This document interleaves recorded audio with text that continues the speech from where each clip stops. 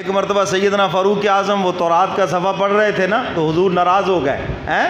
حضور علیہ الصلوۃ والسلام نے فرمایا عمر اگر یہ تورات والا پیغمبر موسیٰ کلیم ہوتا تو آج وہ اپنی کتاب نہ پڑھتا بلکہ میرا قرآن پڑھتا۔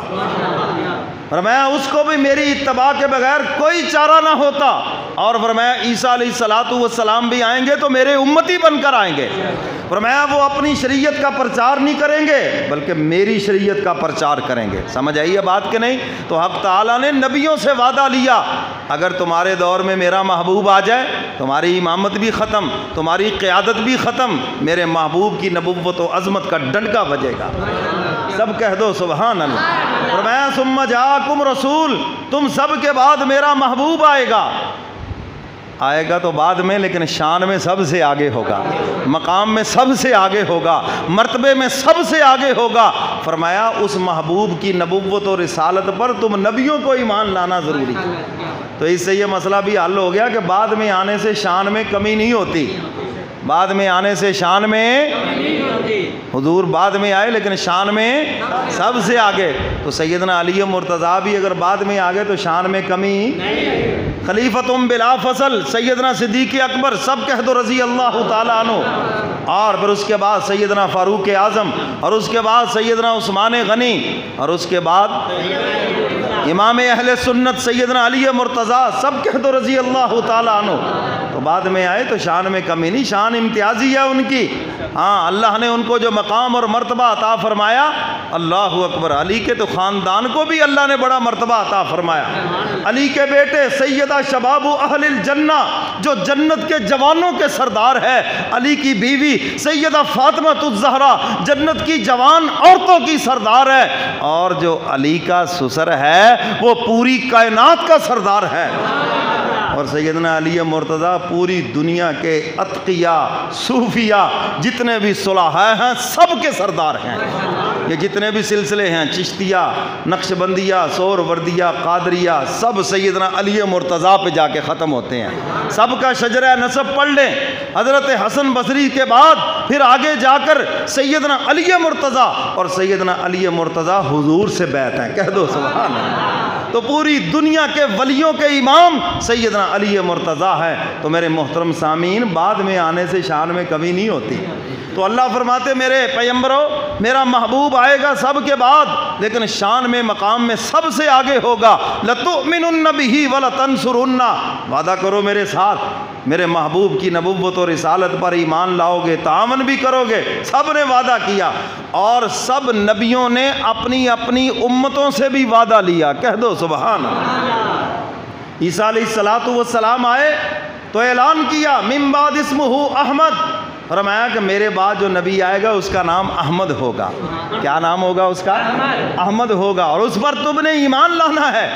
یہ جو قادیانی ہے نا بے ایمان ہیں، اس نے لوگوں کو دھوکہ دیا، کہنے لگا دیکھو جی عیسیٰ علیہ الصلوۃ والسلام میری تو بات کر رہے ہیں، میں ہی تو احمد ہوں، تبھی تو میرے ماننے والے احمدی کہلاتے ہیں۔ او گامیاں کانیاں ہیں، تیرا ککھ نہ روے ہیں، بے ایمان کہیں کا قادیانی، تو کہاں وہ شاہ لولاک، کہاں وہ احمد، اور کہاں تو ملعون؟ ارے احمدی تو ہم ہیں کملی والے پیغمبر کا کلمہ پڑھنے والے، حضور کا نام زمین کے اوپر محمد ہے اور آسمان کے اوپر احمد ہے، آسمان والوں کے ہاں یہ نام ہے۔ اور عیسیٰ علیہ الصلوۃ والسلام تو حضور کی بھی اشارت سنا، اور یہ ملعون کہتے نہیں جی میں ہوں۔ مولانا عطاء اللہ شاہ بخاری رحمۃ اللہ علیہ نے اس کا خوب علاج کیا ہے، سنا دوں آپ کو؟ 2-3 منٹ دیتے ہو مجھے؟ ٹائم ختم ہو گیا، کوئی بات نہیں یار، باقیوں کو ٹائم دے دیتے ہو مجھے بھی دے دو، ٹھیک ہے نا جی؟ چیف آف آرمی سٹاف کو اپنے سال دے دیے، مجھے 3 منٹ صرف چاہیے بھائی، اللہ اکبر۔ تو میرے محترم سامعین، عطاء اللہ شاہ بخاری مرزا بشیر، جسٹس مرزا بشیر کی عدالت میں پہنچے، یہ ملعون بھی آمنا سامنا ہو گیا، ملعون بھی آ گیا، اس سے پوچھا تیرا نام کیا ہے؟ کہتا جی احمد۔ انہوں نے کہا جی غلام احمد نہیں؟ انہوں نے کہا نہیں اصل نام میرا احمد ہی ہے، غلام ویسے ہی ہے، میں ہی احمد ہوں، عیسیٰ علیہ الصلوۃ والسلام نے میرا ہی نام لیا تھا، اور تبھی تو میرے ماننے والے احمدی کہلاتے ہیں۔ شاہ جی کی باری آئی، ہاں جی شاہ جی کیا نام ہے؟ شاہ جی کہتے میرا نام ہے اللہ۔ انہوں نے کہا جی آپ کا نام تو عطاء اللہ نہیں ہے؟ انہوں نے کہا نہیں یہ عطاء ویسے ہی ہے، اصل میرا نام اللہ ہی ہے، اور اللہ ہی نبیوں کو بھیجا کرتا ہے، اس کانے دجال کو میں نے نہیں بھیجا۔ یہ پتہ نہیں کہاں سے آ گیا ہے۔ میرے محترم سامعین، ختم نبوت کا مسئلہ تو اللہ نے حل کر دیا، فرمایا تم سب کے بعد میرا محبوب آئے گا۔ ثم جاءکم رسول، قرآن کی آیت یہ بتا رہی ہے کہ سب رسولوں کے بعد میرا محبوب آئے گا۔ اگر بعد میں کسی نے آنا ہوتا تو اللہ اس کا ذکر کر دیتے، کیوں جی کر دیتے نا اللہ تذکرہ۔ جب 1,24,000 یا 44,000 نبیوں کا تذکرہ کر دیا، سب کا تذکرہ کر دیا کہ تم نے آنا ہے اور تم سب کے بعد میرے محبوب نے آنا ہے، تو اگر کسی نے بعد میں بھی آنا ہوتا تو اس کا تذکرہ کر دیتے۔ کیوں جی بات سمجھ آ گئی نا؟ تو ختم نبوت کا مسئلہ تو اللہ نے عالم ارواح کے اندر حل کر دیا کہ میرے محبوب کے بعد قیامت آئے گی، نبی کوئی نہیں آئے گا۔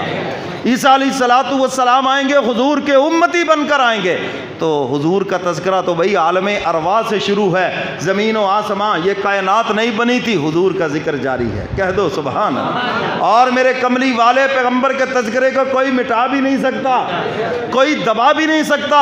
وہ ملعون جس نے حضور کی شان میں گستاخی کی، کارٹون بنائے، دیکھا پھر کیسے دنیا نے کہ جہنم کے اندر جلا ہے۔ اور اس دن تم نے واٹس ایپ بند کیا، اس دن تم نے سوشل میڈیا بند کیا، فیس بک بند کر دی، دنیا کو پتہ نہ چلے، دنیا کا میڈیا خاموش ہو جائے تاکہ دنیا کو پتہ نہ چلے۔ وہ ملعون جہنم رسید ہو گیا جس کے اتنے باڈی گارڈ تھے، آگے پیچھے جس کے جناب پولیس تھی۔ اللہ کہتے میرے لیے کیا مشکل ہے، میں نے جو اسرائیل کو بھیجنا ہے، اللہ اکبر۔ وہ ابو جہل کے بھی ارد گرد بڑا دستہ تھا نا، ہاں حفاظت کر رہا ہے فوج کا دستہ۔ تو معوذ اور معاذ نے کہا تھا مگر وہ کب تک روکے رکھے گا اسرائیل کا رستہ، کب تک روکے گا؟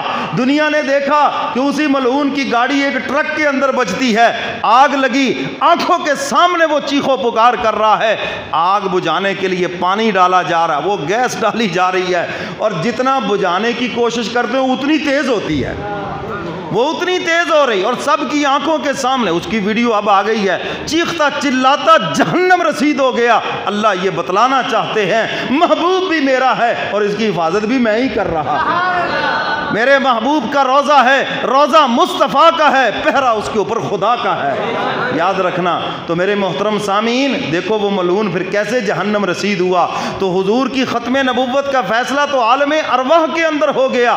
اللہ فرماتے میرے محبوب کے بعد کوئی نبی نہیں آئے گا، میرے محبوب کے بعد قیامت آئے گی۔ ثم جاءکم رسول، میرا محبوب آئے گا تو سب کے بعد، لیکن میرے پیغمبروں سن لو، لتؤمنن بہ ولتنصرن، جب بھی میرا محبوب آ جائے سب نے اس پر ایمان بھی لانا ہے، تعاون بھی کرنا ہے، اور جب میرا محبوب آ جائے سب نے پیچھے ہو جانا ہے، میرا محبوب آگے ہو جائے گا۔ تو معراج کی رات بھی دیکھ لیا، اور پھر حشر کے میدان میں بھی انشاءاللہ دیکھ لیں گے، سب کہو انشاءاللہ۔ ساری امتیں جائیں گی اور سارے نبی کہیں گے ہم نہیں بول سکتے، اللہ کی بارگاہ میں ہم سفارش نہیں کر سکتے، شفاعت کبریٰ کا اختیار اللہ نے اپنے محبوب کو دیا ہے، کہہ دو سبحان اللہ۔ حضور فرماتے ہیں پھر میں سفارش کروں گا، اور جب جنت کی طرف حضور چلیں گے، سواری کے اوپر سوار ہوں گے، بلال کے ہاتھوں میں نکیل ہوگی، اور دائیں بائیں انبیاء علیہ السلام کا اجتماع ہوگا، کہہ دو سبحان اللہ۔ پیچھے صحابہ کرام ہوں گے، اولیاء کرام ہوں گے، اور انشاءاللہ اس کے پیچھے ہم بھی ہوں گے، سب کہو انشاءاللہ۔ جو جنہوں نے حضور کا کلمہ پڑھا، جو حضور کے غلام ہیں، اور ساری زندگی یہ کوشش کرتے رہے کہ ہم حضور کے نقش قدم پہ چلیں، حضور کی اتباع کریں، انشاءاللہ وہ جس مسلک کے بھی ہوئے وہ بھی سارے کے سارے پیچھے ہوں گے۔ اور پھر اس دن پتہ چلے گا کہ اللہ نے جو اپنے محبوب کی قیادت کا اور اپنے محبوب کے لیے جو وعدہ لیا ہے، اب وہ چیز پوری انسانیت اپنی آنکھوں سے دیکھ لے گی۔ اللہ مجھے اور آپ کو قرآن و سنت پہ عمل